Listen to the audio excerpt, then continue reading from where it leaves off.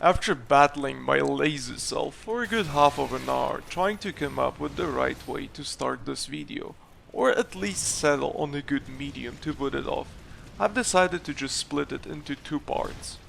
First part will cover Dark Souls-like elements in Nioh, and the second part will cover non-Dark Souls-like elements.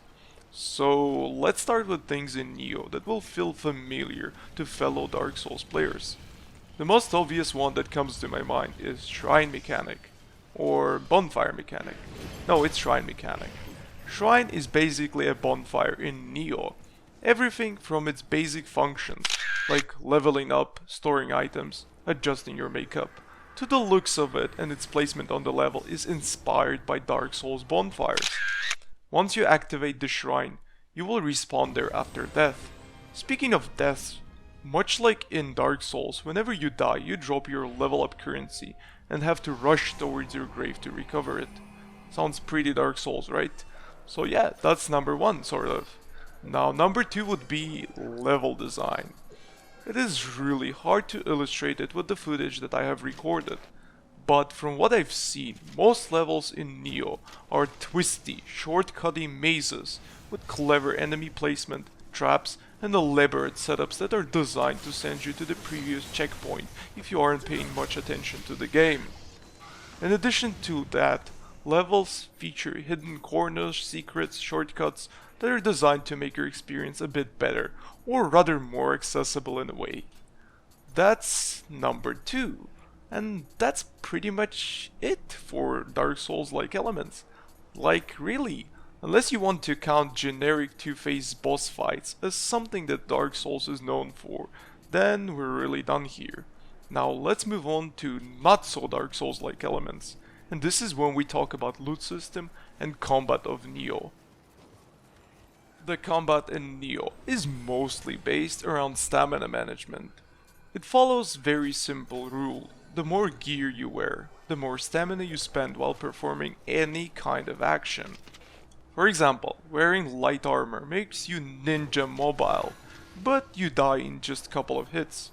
On the other end of the spectrum, being a heavy armored tank is a good way to spend all of your stamina in a couple of hits, but it allows you to tank more than 2 hits. Now, Team Ninja, being a bunch of smart motherfuckers, came up with this incredibly cool mechanic in order to allow you to manage your stamina properly. This mechanic is called ki pools. Basically, whenever you spend your ki, aka stamina, you get a chance to instantly recover it by tapping the appropriate button. You can tap it at any time after you perform an action. However, short and poorly timed taps restore less stamina than perfect and well-timed taps. In addition to that, there is another mechanic that is called flux.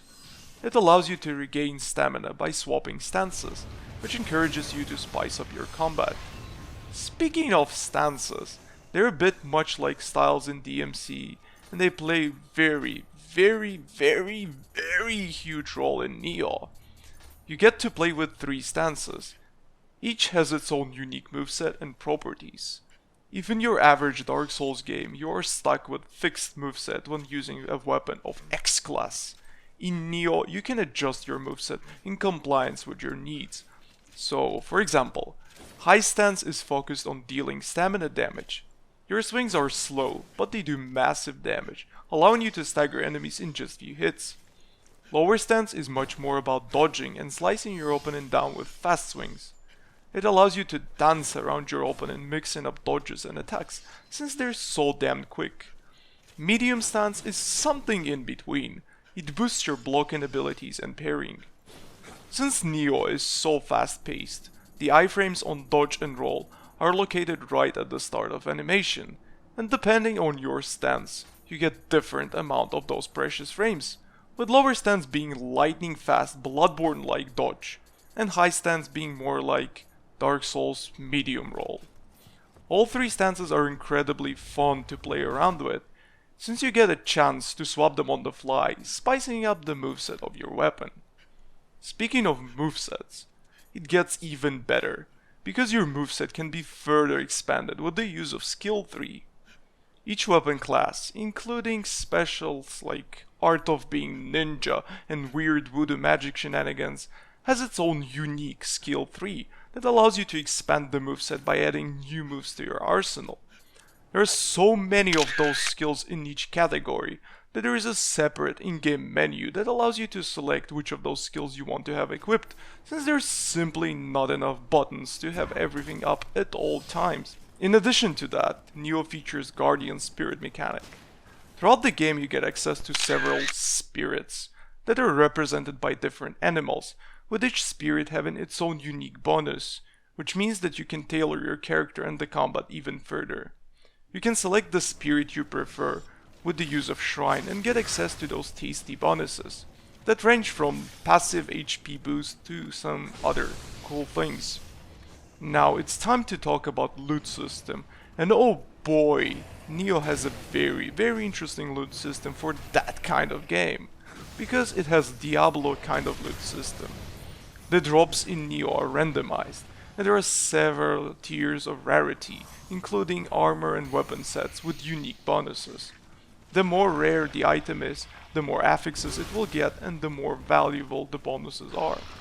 Some loot is tied to side quests and story progression, but most of it is just random. So you're kind of encouraged to do some PvE and challenge runs, grind the gear if you want to unleash your full potential.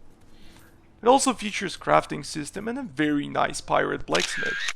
Blacksmith allows you to soul match your gear, which means that if you have a favorite sword, you can level it up with your character, ensuring that it never gets obsolete.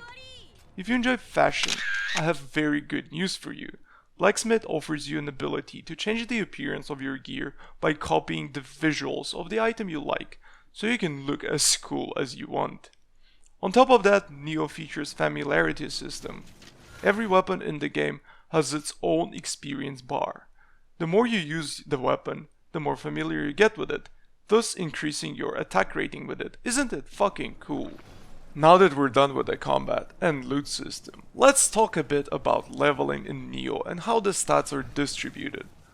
Looking back at it, I should have covered it in the first segment, but oh well. There are very few stats in Nioh, and leveling system is surprisingly intuitive, far from being cluttered in a Japanese way. Most of the stats in Nioh provide two kinds of bonuses. General bonus that applies to your character directly, and weapon specific bonus that applies to a certain weapon class. For example, hard stat affects your ki, increasing the stamina pool as a general bonus. For weapon specific bonus, it affects attack rating for swords. This system ensures that there is no dump stat in a very elegant way. Not only that, with this sort of system, developers push you towards utilizing more than one weapon, since the base stats that increase stamina, equipment load and health all provide the boost to separate weapons. It's truly a beautiful system. I'd love to give you more accurate data on soft caps and other cool stuff, but sadly I didn't manage to inspect it properly during the last chance trial, and it's probably a good topic for a whole separate video. With that being done, let's talk a bit about how you play Nioh, which is what I think its greatest feature. You can play Nioh much like Dark Souls. Well, I obviously don't mean it in a literal way, because Nioh has completely different combat and core concept, but what I mean is that you can tie your Nioh progression to your actual experience with the game. The famous get good can be applied to Nioh as well. You can invest your time learning attack patterns and studying bosses. This will get you through the game, because it's a valid way to approach it. However, there is another option. You can play Nioh like Diablo or any other gear-based game, which means that you can farm experience and grind resources to get better weapons and armor. Then you can just stomp your way through the game. And the best part is that nothing really stops you from mixing those two together. For example, you find the boss attack patterns being a bit too hard to learn. Sure, invest your time and farm enemies to get better gear and plow through the boss on next attempt. Or you want to progress but don't feel like grinding the gear or extra levels.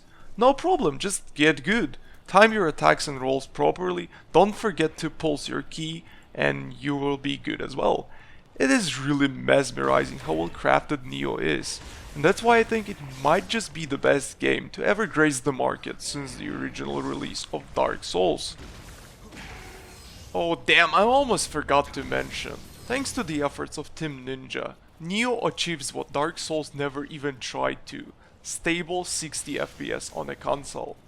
On the regular PlayStation 4, Nioh offers 3 modes: 1080p with 30 FPS, 1080p with no FPS lock, which keeps itself in 40 FPS range with really terrible frame pacing, which means stutter, a lot of stutter. And the third mode is action mode, 720p, 60 FPS. Being a fast-paced action game, 60 FPS is vital, and Team Ninja know it, and they deliver. Absolutely fucking marvelous. So yeah guys, make sure to put your game into arcade mode and enjoy your journey. I hope this video helped you to understand the game and its beauty a bit better.